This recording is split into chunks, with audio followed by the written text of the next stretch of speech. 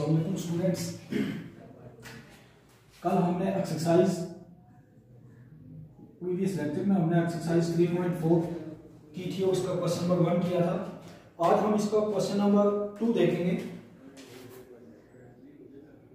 Question number 2 में वो कहता है कि एवेलुएट द इंटीग्रल। हमने उसी तरह एवेलुएट करना है इंटीग्रल को। तो देखें हमारे पास इसका पार्ट 1 है। क्वेश्चन नंबर 2 का पार्ट 1 tan 4x dx। तो देखें आप यहां पे हमारे पास tan 4x आया है, तो इसको मैं पहले लिख लूंगा tan square x dot tan square x। Student पहले मैं इसको इस फॉर्म में लिखूंगा क्योंकि आप देखें tan 4x को इस फॉर्म में इंटीग्रेट नहीं कर सकते क्योंकि इसका डेरिवेटिव आगे मौजूद नहीं है। अब देखें मैं इसको लिख लूंगा tan स्क्वायर x, और अब देखिए tan स्क्वायर x की जगह मैं अगर लिख लूं secant square x minus 1 dx। देखें यहां पे आप लिखेंगे therefore 1 plus tan square x is equal to secant square x, और जहां से हम वैल्यू निकाल लेते हैं tan स्क्वायर x भी इक्वल होता है secant स्क्वायर x माइनस 1 के। तो अब देखिए इसको मल्टीप्लाई करते तो मेरे पास आ जाएगा tan square x secant square x आ जाएगा। जब मल्टीप्लाई किया तो इसको 1 के साथ मल्टीप्लाई किया तो ये आ जाएगा minus tan square x dx। अब देखिए स्टूडेंट्स इनको अलग अलग इंटीग्रेट करते तो आ जाएगा tan स्क्वायर x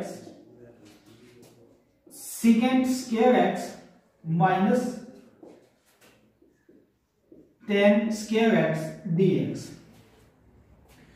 अब देखें यहां पे अगर हम देखें तो tan का डेरिवेटिव आगे मौजूद है। tan का डेरिवेटिव secant स्क्वायर होता है। अब देखें इसका डेरिवेटिव आगे मौजूद है तो हम इसको इंटीग्रेट कर सकते हैं। तो अगर इसका डेरिवेटिव मौजूद है तो इसको हम इंटीग्रेट करेंगे तो आ जाएगा tan, देखिए पावर 2 है 2 प्लस 1 पावर 2 प्लस 1 माइनस। अब देखें ये दोबारा tan स्क्वायर x आ गया, उसको हम इंटीग्रेट नहीं कर सकते तो इसकी जगह दोबारा हम कौन सी वैल्यू पुट कर देंगे secant square x minus 1 dx। अब देखें ये हमारे पास आ जाएगा tan 3/3 माइनस, अब इसको अलग अलग इंटीग्रेट कर लेते हैं हम। ये मैं इस तरफ लिख लेता हूं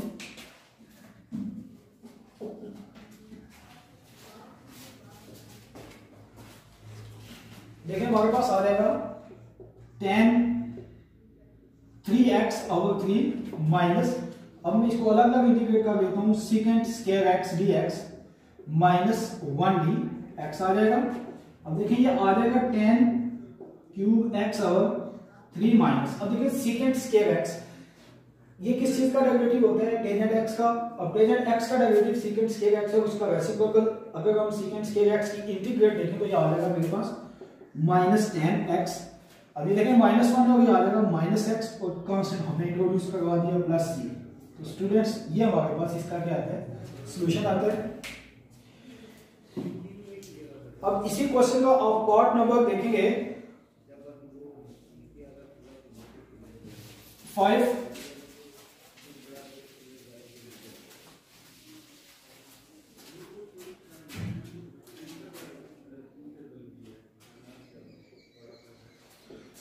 पार्ट नंबर 5 है हमारे पास x की पावर 3e5x dx।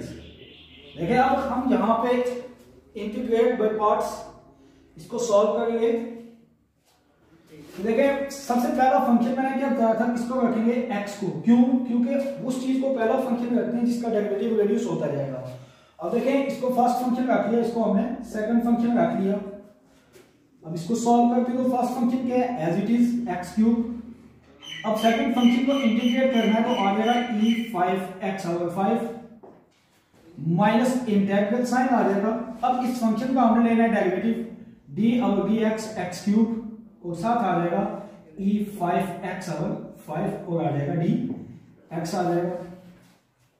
अब देखिए इसको लिख लेंगे x3 e की पावर 5x/5 माइनस इसका डेरिवेटिव लेंगे तो ये आ जाएगा 3x² इंटू e की पावर 5x/5 dx। अब देखिए इसको शुरू में लेके आते हैं, आ जाएगा x3 e की power 5x over 5 minus 3 over 5 आ जाएगा, और हमारे पास आ जाएगा x स्क्वायर e5x dx। अब देखिए स्टूडेंट अगेन हम इसको इंटीग्रेट करेंगे, यहां तक हमने किया, दोबारा ये आया x स्क्वायर e की पावर 5x आया, तो अब अगेन इसको इंटीग्रेट करते हैं, तो आ जाएगा x3 e की पावर 5x ओवर 5 इसी तरह माइनस 3 ओवर 5। अब आपने ये ब्रैकेट यूज करनी है क्योंकि ये 3 ओवर 5 जहां आएगा आगे जो भी वैल्यू आएगी उसके साथ मल्टीप्लाई होगा। अब देखिए यहाँ पे दोबारा फर्स्ट फंक्शन x स्क्वायर को रख लेंगे और सेकंड फंक्शन हम e की पावर 5x को रखते हैं, तो आ जाएगा x स्क्वायर e5x ओवर 5 क्योंकि एक्सपोनेंशियल है, माइनस इसके बाद आ जाएगा इंटीग्रल साइन और इसका डेरिवेटिव लें x स्क्वायर का, तो ये आ जाएगा 2x और साथ आ जाएगा e5x ओवर 5 dx। अब देखिए इसको मजीद सॉल्व करके तो हमारे पास आ जाएगा x की power 3 e5x over 5 minus 3 over 5 x square e की पावर 5x ओवर 5 माइनस, अब देखिए 2 ओवर 5 को मैं शुरू में लेके आता हूं, तो मेरे पास आ जाएगा x e की 5x dx। ये अब देखिए अगेन इसको सॉल्व करते तो आ जाएगा x की 3 e की power 5x over 5 minus 3 over 5 x square e की power 5x over 5 minus 2 over 5। अब हम अगेन देखें, इसको फर्स्ट फंक्शन रखेंगे और इसको सेकंड फंक्शन रखेंगे,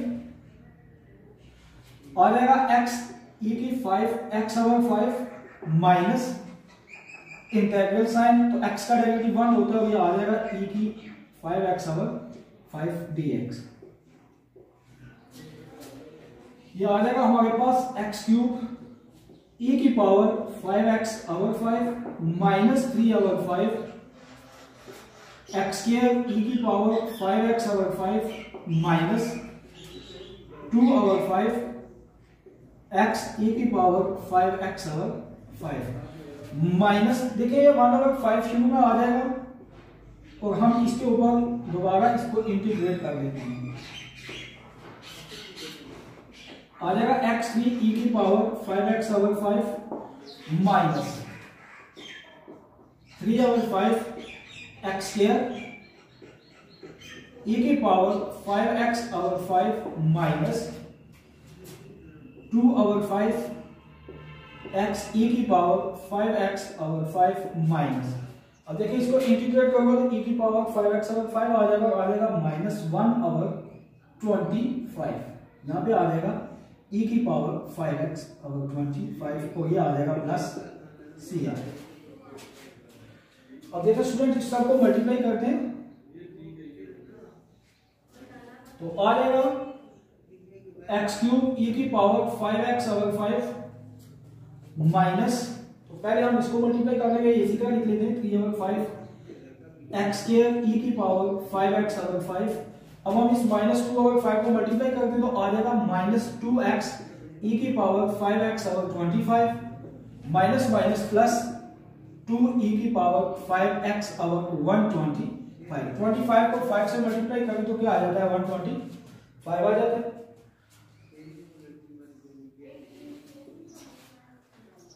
अब हम इसी क्वेश्चन को आगे लेके चलते हैं,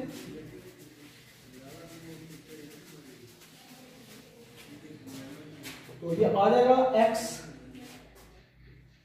क्यूब e की पावर 5x ओवर 5 माइनस, अब ये देखें अब हम इसको मल्टीप्लाई करेंगे तो ये आ जाएगा माइनस 3x स्क्वायर e की पावर 5x ओवर, अब हम 5 को 5 से मल्टीप्लाई करेंगे तो आ जाएगा 25 आ जाएगा। इसी तरह minus minus plus 3 to the 6 x e की पावर 5x ओवर 25 को 5 से मल्टीप्लाई करोगे तो आ जाएगा 125। इसी तरह माइनस माइनस क्या माइनस प्लस माइनस, तो आ जाएगा 6 e की पावर 5x ओवर, अब 125 को 5 से मल्टीप्लाई करते हैं तो आ जाएगा हमारे पास 625 प्लस c। तो स्टूडेंट्स ये हमारे पास इस क्वेश्चन का क्या था, सॉल्यूशन था। तो स्टूडेंट्स ये इसी तरह आपने क्वेश्चन नंबर 2 के बाकी पार्ट्स में सारे इसी तरह सॉल्व करने हैं जिस तरह मैंने पार्ट नंबर 1 और पार्ट नंबर 5 सॉल्व किया है। तो अब इसका देखते हैं क्वेश्चन नंबर, इसी का क्वेश्चन का पार्ट 8 देख लेते हैं।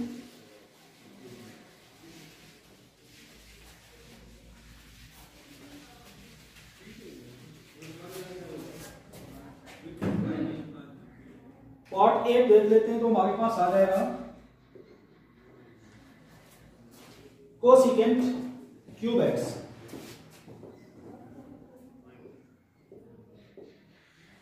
dx। तो अब देखें सबसे पहले उसी तरह जिस तरह हमने इसका पहला पार्ट किया था tan 4x, तो अब देखें कोसिकेंट क्यूब एक्स है, इसका ना तो डेरिवेटिव आगे मौजूद है, तो हम इसको सॉल्व करेंगे। तो ये हमारे पास सबसे पहले हम इसको लिख सकते हैं cosecant x dot cosecant square x dx।